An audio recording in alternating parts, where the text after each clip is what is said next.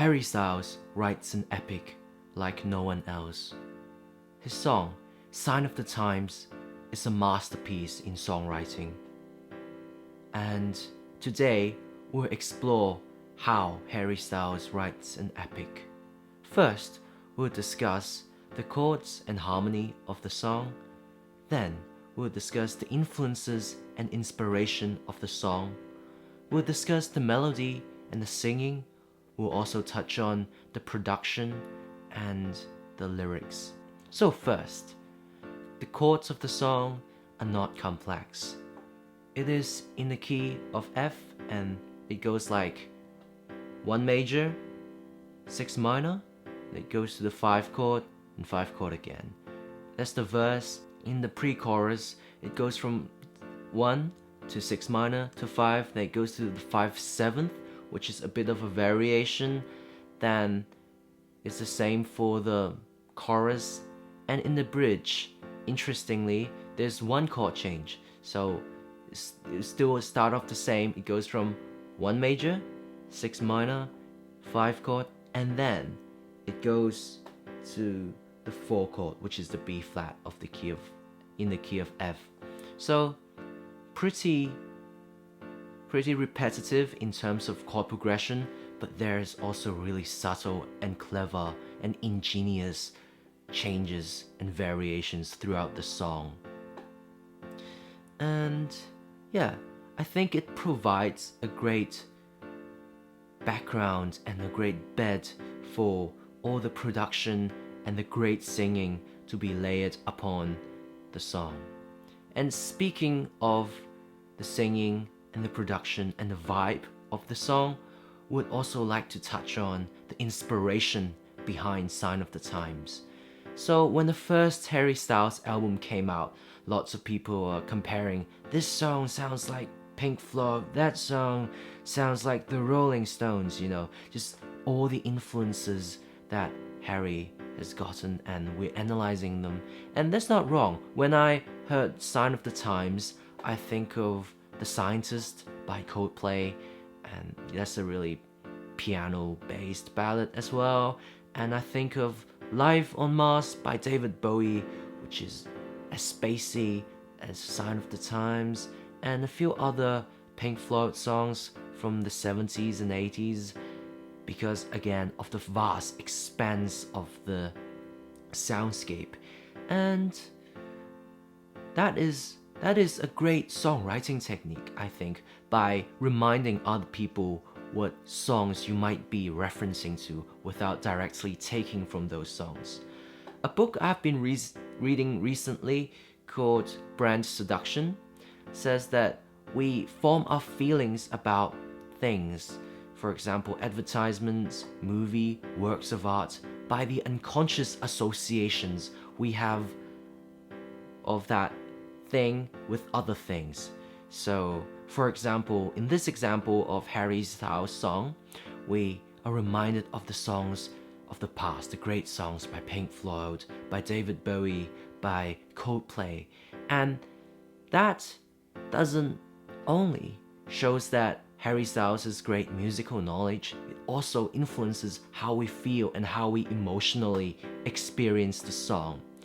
Therefore, as songwriters, we can take that as a technique. So next time, if you want your audience to feel a certain way, go through your Spotify or however you listen to music and find out what songs have made you feel that way, and perhaps reference them in terms of sonic texture or a word, or like just whatever element from that song that makes you feel that way, and implement into your songwriting. And then perhaps your audience will feel the same way because of the unconscious connection. Next thing we want to talk about is the melody of the song. So because the chord progression is relatively static, there's no great contrast between the verse and the chorus and the pre-chorus in terms of chords, and they're mostly used the same chords. The one way Harry Styles uses contrast between sections is the melody and the vocal performance.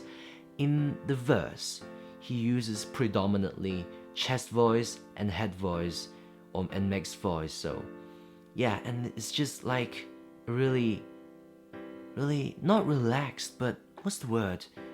It's intense, but is also not the most intense singing you have ever heard in the verse. I think it's a mixed voice for Harry, and it's just a great texture in the vocal. And when the pre-chorus comes, he sings exclusively in falsetto, and that creates a great contrast. I think the gap between the verse melody and the pre-chorus is at least, or close to an octave. I haven't counted yet, but there's a huge contrast in terms of range, and that just brings in interest and avoids repetitiveness that might be created by a repetitive chord progression otherwise. And that is really clever, changing something dramatically in the melody while keeping other aspects such as the chord progression the same. It's just a way to balance repetition and interest. And in the chorus, Harry Styles' vocals just skyrocket. It's just the most beautiful belting, that some of the most beautiful singing as well I've ever heard in the chorus. And that's just pure power, and that just lifts the song up to another level. And therefore, the melody writing lesson we take from here is a relatively chill singing voice in the verse, a falsetto singing in the pre-chorus, and a full-on belting in the chorus. And that just clever writing and clever vocal performance. And that's just how, the vocal melody and the melody writing are tied together in the same thing.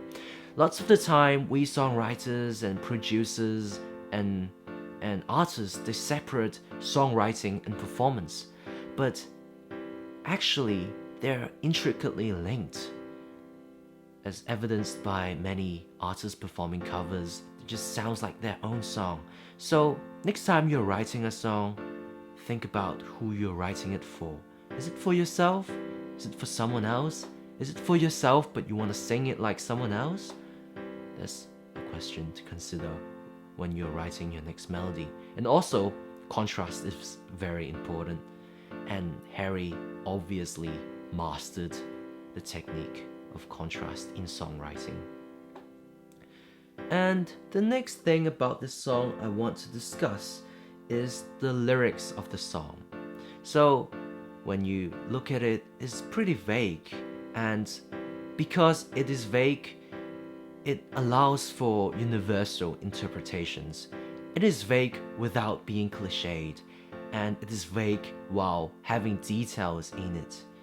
And because of the epic nature of the music, the lyrics are just there to evoke your imagination. And I think in an interview I've read with Harry Styles, he just says the idea behind the lyrics of Sign of the Times is a mother giving birth, and the mother has just 10 minutes to tell the newborn baby everything she knows, and the main message she want to give is, it will be okay. And although the lyrics are not very particular about the situation or the story of what the narrator is going through, it captures a mood and a moment very, very well. And the sense of urgency is being felt throughout the song. And finally, I want to touch on the production technique of the song. And if you listen to the song, it follows a very clear energy curve. The arrangement starts from just piano and vocal. Then in the pre-chorus, it goes to more layered, multiple vocals layered together in falsetto. And when the chorus comes in, the full band kicks in. You have the guitar, you have the electric guitar, the bass, the drums, and everything is just in the synth as well, I think. And it's very dramatic. And we go back to the second verse, which is a bit more quiet compared to the chorus, but more energetic than the first verse. So we have bass, piano, and drums in the second verse. So the whole song is just, it starts off chill, and then it goes more intense, and it goes really intense, and then it goes back down a bit, and it goes really intense again. So I think the main takeaway is to vary your energy level throughout the song in terms of production. So here it is. And that's how Harry Styles writes this epic song. And we could go much deeper into every aspect, so let me know if you're interested in like one thing, and I could make a very long video just discussing that and like dissecting how that is done in the video. And if you've enjoyed this, please subscribe and like this video. I'm Alvin, the lead singer of the band The Audience with a T. And if you want to check out our music, please, link is below. And I'll see you next time. Bye.